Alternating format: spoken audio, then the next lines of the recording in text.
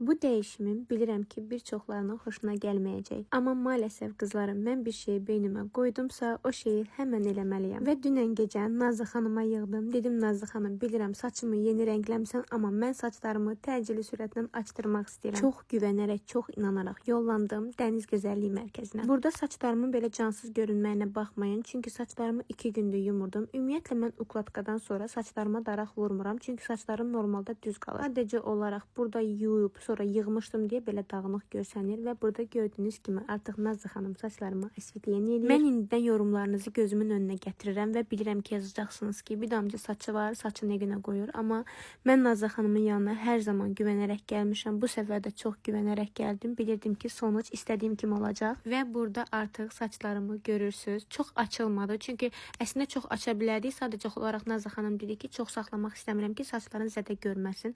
Son olaraq isə uclarında qalan bir balaca qırıqlar, yanıqlar vardı. Nazlı xanım onları götürdü və burada gördüyünüz kimi Nazlı xanım saçlarıma tək kraska istifadə eləmir.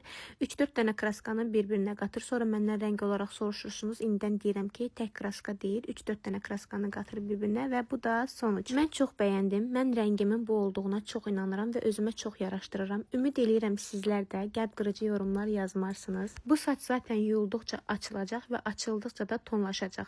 İnşallah ki, gələn səfərki tonlaşmamız bundan bir balaca tünd olacaq və çox gözəl olacağına da inanıram. Mən çox bəyəndim. Bir daha deyirəm, ümid eləyirəm siz də bəyənmisinizdir.